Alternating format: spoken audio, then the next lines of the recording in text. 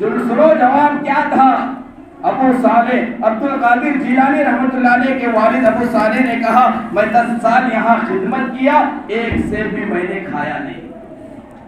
میں خدمت پر مامور تھا. آدھے سیب کی سزا 10 سال ہے اور ایک سیب کھا لیتا تو کیا ہوگا.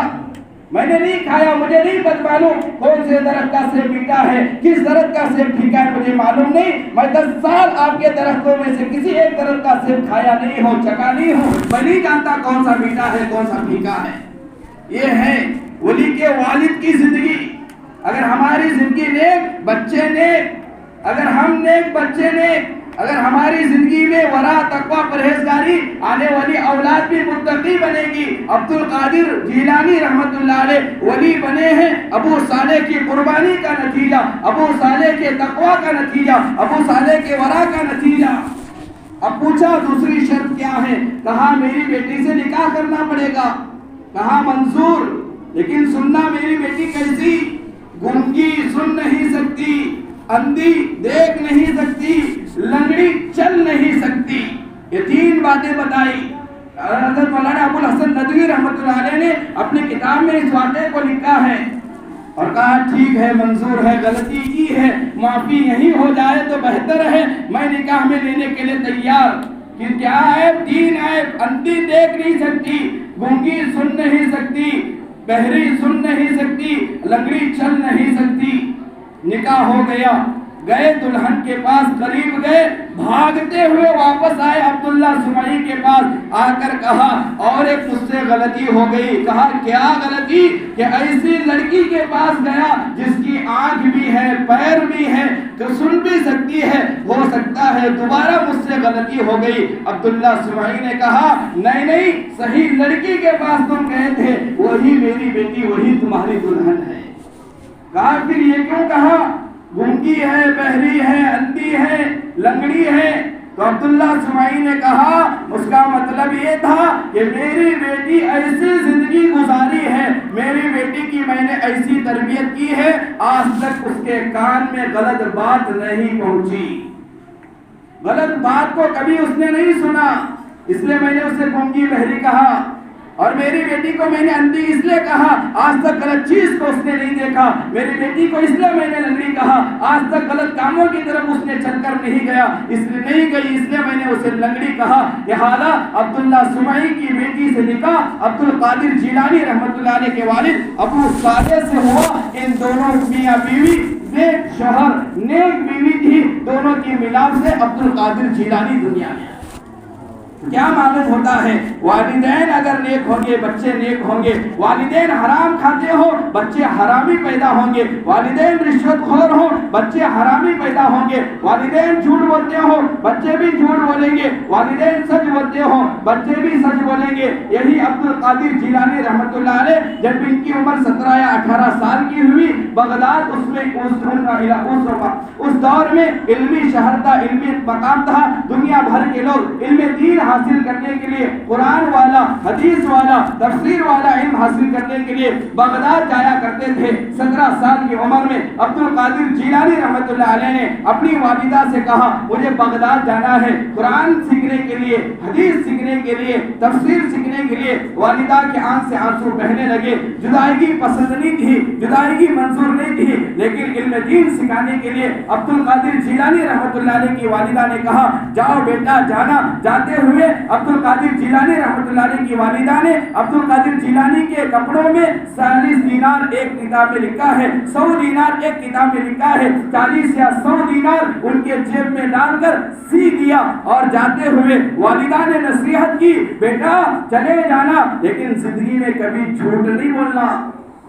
یہ نصیحت تھی والدہ کی، بیٹا چلے جانا کبھی زندگی میں جھوٹ نہیں بولنا. والدہ کی نصیحت سن کر بغداد کا سفر کیا علم حاصل کرنے کے لیے، علم دین حاصل کرنے کے لیے، قرآن سیکھنے کے لیے بغداد جانے لگے. راستے میں قافلے کو ڈاکوؤں نے روک لیا. ڈاکوؤں نے اعلان کیا جو بھی مال تمہارے پاس ہے، جتنے دینار دراہم تمہارے پاس ہے، سب لا کر جمع کرنا. لوگ جمع کرنے سے اکتا جا رہے تھے, قافلے والے اکتا جا رہے تھے. عبد القادر جیلانی خود اپنا واقعہ بیان کرتے ہیں. ایک ڈاکو میرے پاس آ کر کہا, بیٹا کچھ تمہارے پاس ہے؟ میں نے اس ڈاکو سے کہا, میری والدہ یہاں پر 40 یا 100 دینار رکھی ہیں. ڈاکو نے دیکھا میرے کپڑے بڑے پرانے تھے, پھٹے کپڑے تھے, لہذا میرے پاس جو گٹری تھی وہ کپڑوں کی گٹری تھی, کوئی جائیداد وغیرہ نہیں تھی. ڈاکو ہنسا اور سوچ سمجھ لیا بچہ جھوٹ بول رہا ہے, یہ نوجوان جھوٹ بول رہا ہے, چلا گیا. دوسرا ڈاکو میرے قریب آ کر پوچھا, تمہارے پاس کچھ ہے؟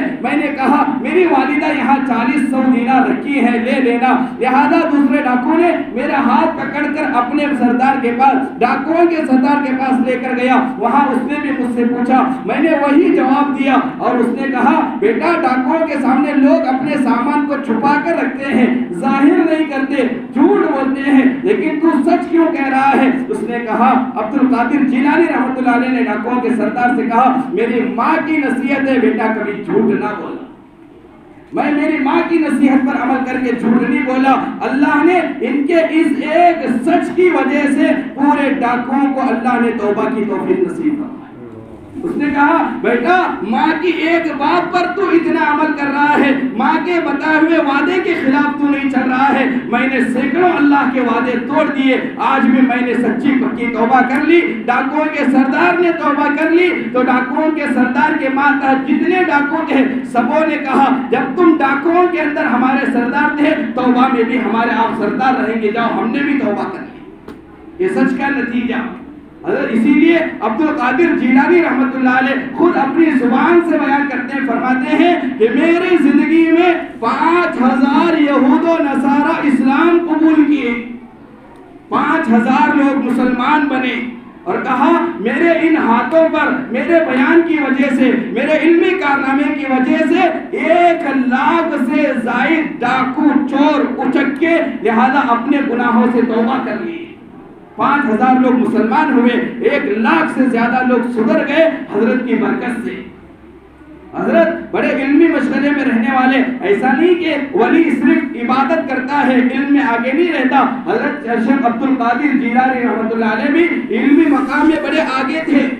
ان کے زمانے میں جب یہ بغداد میں استاذ بنے, علم ادب کے, علم تفسیر کے, علم قرآن کے استاذ بنے, اس وقت میں ایک فتویٰ, بڑا پیچیدہ فتویٰ آ گیا کہ ایک بندے نے قسم کھائی تھی, شادی شدہ بندے نے بڑی عجیب قسم کھائی تھی.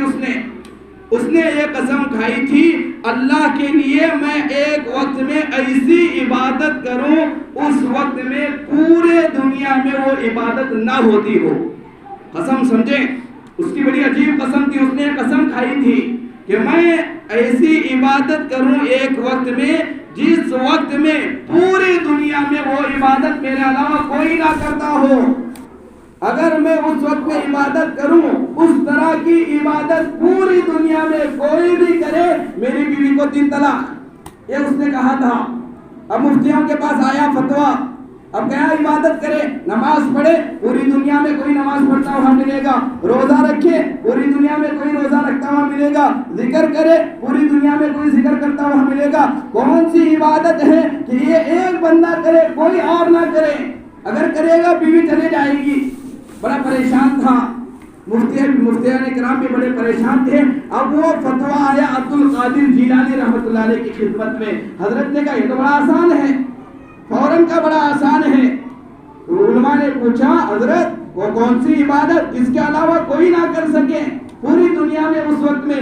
حضرت نے کہا جاؤ جا کر مطاف خالی کرو, جا کر مطاف طواف کی جگہ خالی کرو.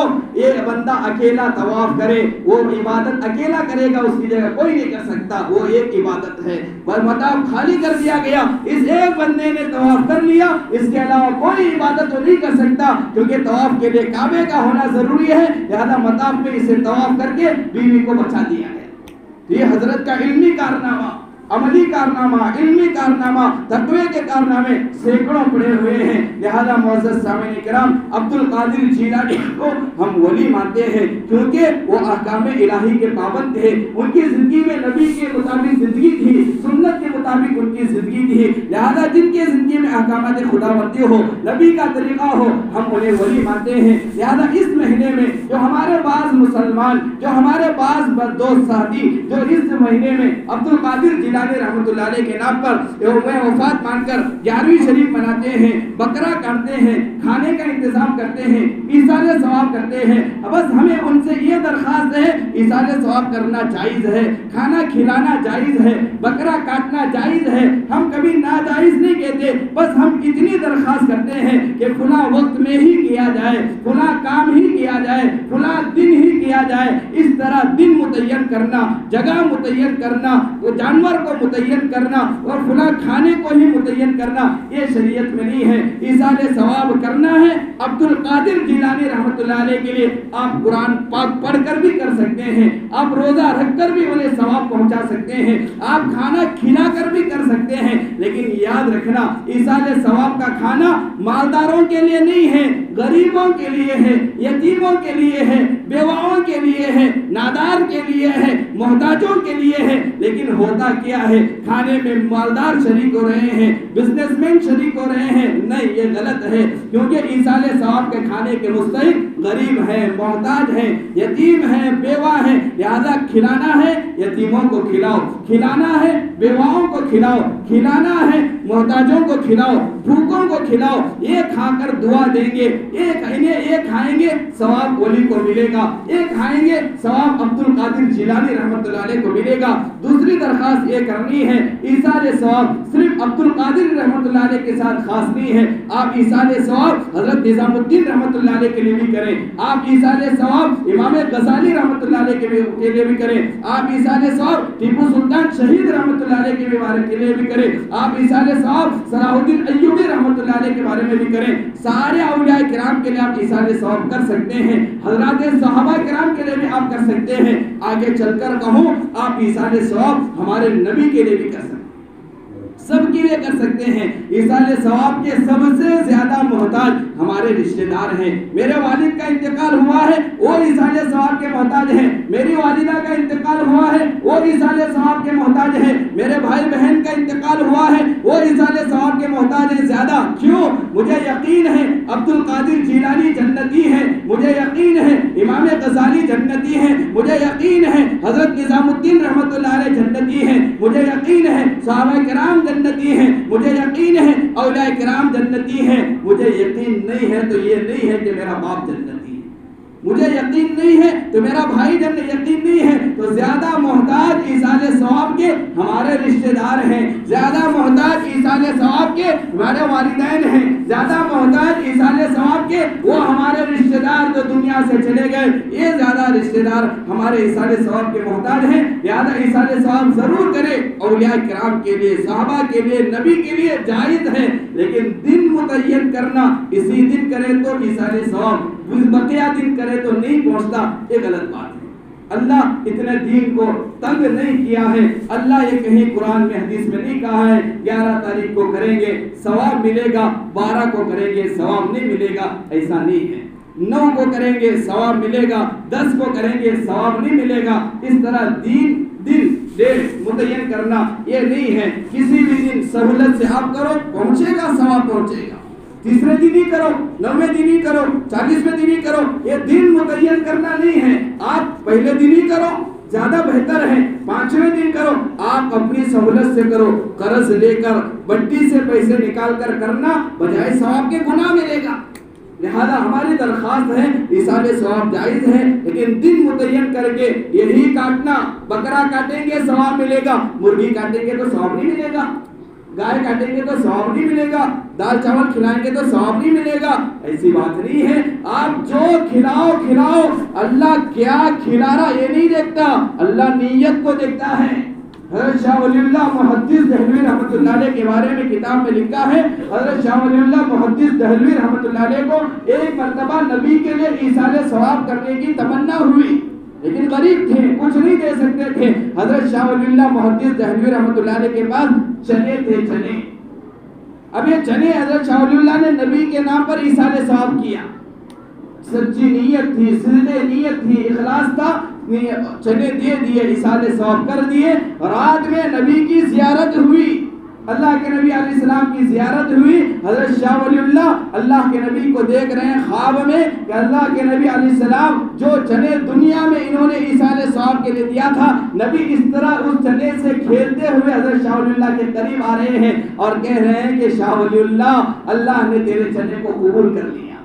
تو اللہ نیت کو دیکھتا ہے، اللہ ہمارے مال کو نہیں دیکھتا کیا کھلانا. نہیں، اور ایصال ثواب کے لیے کھلانا ہی نہیں، آپ غریب کو کپڑے دو، وہ بھی ایصال ثواب ہے. جب تک اس غریب کے بدن پر کپڑے رہیں گے اس وقت تک اللہ ثواب دیتا رہے گا.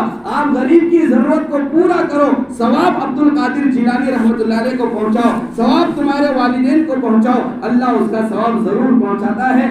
آخر میں دعا ہے. بہت سارے واقعات حضرت شاہ عبد القادر جیلانی رحمۃ اللہ علیہ کے بارے میں بہت ساری کتابوں میں لکھی گئی ہیں. انشاءاللہ آئندہ جب وقت ملے تو بتایا جائے گا. اللہ تبارک و تعالی ہم تمام کو اپنے عقائد درست کرنے کی توفیق نصیب فرمائے. بدعات و خرافات سے اللہ تعالی ہم تمام کو محفوظ فرمائے. آمین. وآخر دعوانا الحمد